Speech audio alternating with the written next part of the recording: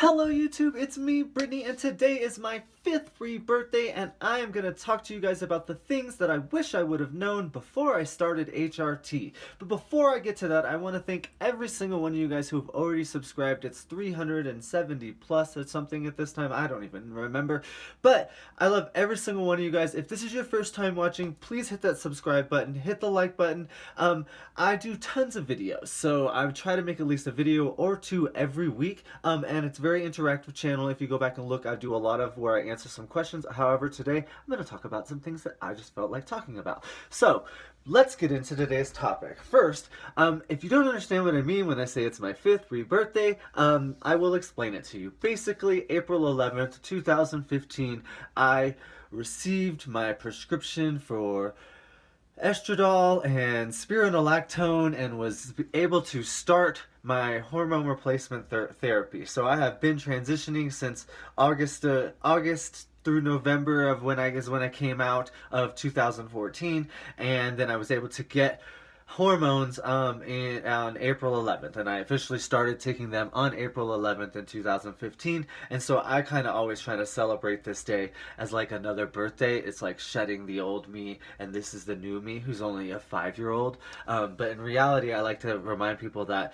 you know, trans girls, yes, I'm 5 years old in HRT, but in reality, like, trans girls, when they start HRT, it's like jumping back from being whatever age you are to being like 11 or 12-year-old, like, and then like you're 5, so like I'm like hitting 17, guys. I'm just kidding. But anyways, with that, I thought I'd talk about some things that, you know, 5 years ago I definitely wasn't expecting when I started, and some of those were one of the biggest things that, you know, if you took spironolactone like I took it, or you have taken it, or you're going to take it, I'm just going to warn you that if you feel uncomfortable in the bathrooms, you're going to have to quickly get over that, because spironolactone makes you go to the bathroom a lot. And so what I found was that although I had this, you know, somewhat confidence within me because I was taking hormones now, I still realized that there was a lot of changes and a lot of work that needed to be done on my part for me to be able to feel, you know, like I can look at the mirror and not see the boy. I still struggle that sometimes, but it's getting there, you know, like, but definitely back then I couldn't look in the mirror and not see the boy. So every day I have to go out and I have to think that in my brain. So add any stressful situation, especially back in 2015, where using the bathroom could get you assaulted, and it did. A few times. Even in my own work, it got me assaulted. But, like, yeah, so, like, spironolactone made me have to go to the bathroom. Even at work, you know, I worked 8-hour shift, and I found myself going to the bathroom almost every hour, seemed like. And I was like, why am I constantly? And then you know, it's one of the side effects of spironolactone. It makes you go to the bathroom a lot.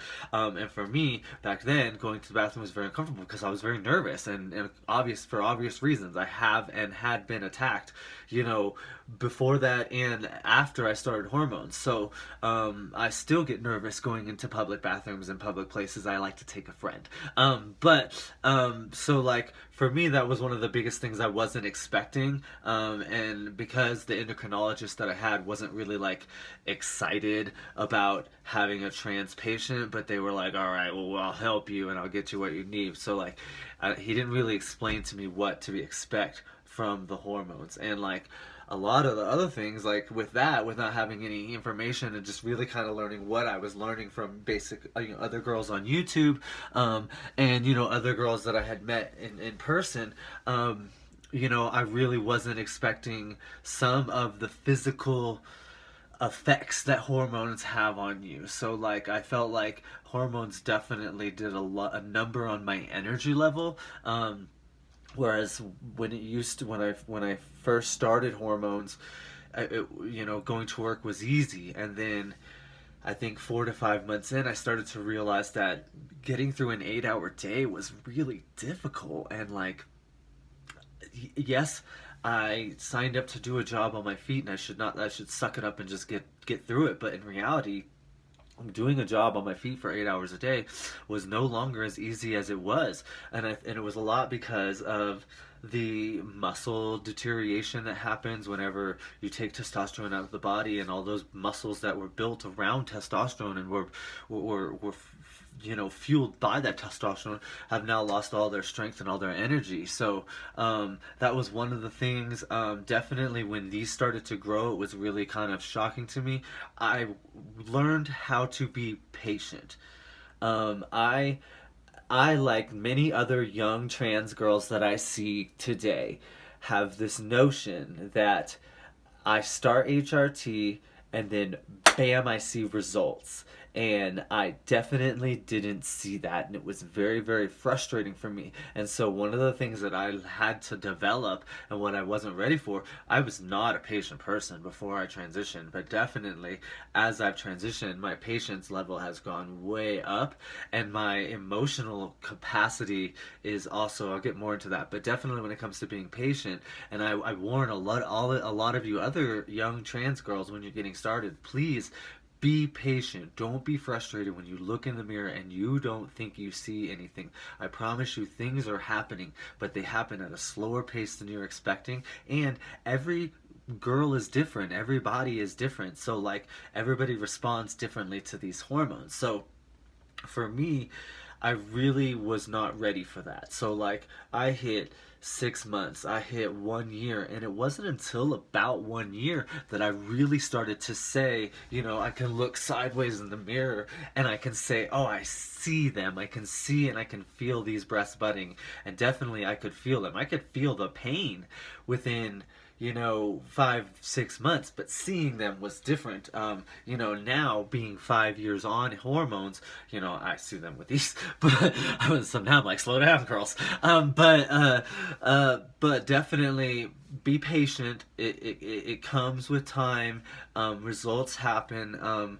I definitely was not ready as well for the emotional effects. Like, I had an idea, okay, and I think every trans girl has an idea of the emotional aspects that it comes with being a girl and taking on estrogen and things like that. So, like, we all have an idea, but in reality, we don't really have a fucking clue until it hits our body.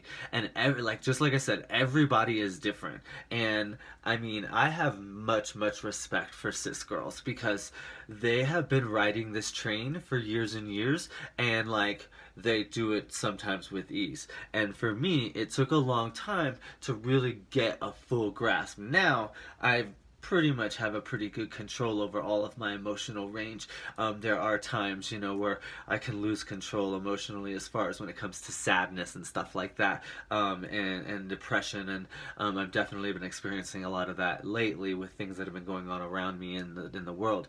But I definitely was not ready for the roller coaster that hormones and estrogen and reducing testosterone does to you. I was a very social person, and I found that, before I transitioned, like, I easily was, very social butterfly, with ease. And after, it could change in an instant. Like, I could be hanging out at the bar, where I worked, and having a good old time, and then, one person leaves or one person says something to me, and next thing you know, I've moved locations, and now I'm sitting at the corner of the bar, and I'm sad, and I'm lonely, and I'm depressed. But then 20 minutes later, I'm back and happy, and I'm singing and dancing to a song. 15 minutes later, I'm angry with someone, and I've got an attitude, and we're arguing about, like, it was a real eye-opener for me, in the first year and a half to 2 years, of how much my emotions could fluctuate and how quickly I could go. And then once I hit around my third year, and I, started onto injections midway through in between my second and third year, then I started to have what are called faux periods, and that's an even bigger thing I was never even expecting. I mean, I think I've explained them before. If not, I can definitely do a video about them if you want, specifically about them. But it's basically like a rush of hormones into your system, because your body's been like storing them in somewhere, and now it's like, oh shoot, we forgot you needed this. Oh no, I didn't. I was good, thank you. But anyways, now I have them, and now I have the same kind of crazy emotional feelings and distress that cause, you know, with a cisgender girl's PMS. So that was definitely things I wasn't expecting. I that's just a little of kind of what I wasn't expecting. I kind of hope this is kind of helpful for you guys. Like I said, I really just kind of want to talk about something that I felt really comfortable with for myself, especially since today was, you know, a day about hormones since I started them 5 years ago today. So I hope this is helpful. Please don't ever hesitate to answer the same question. Like, I wonder, you know, what did you not know that you're realizing now that you've started hormones? You know, like, tell me, because I definitely am interested. If you have any other questions, please don't hesitate to ask them. I always am ready to answer them. I love all of you guys. Please don't forget to subscribe if you haven't already. Stay safe out there. Oh, look, Megan has made her own little view in here right at the end. I love all of you guys again. Thanks so much. We'll see ya. Bye-bye, everybody.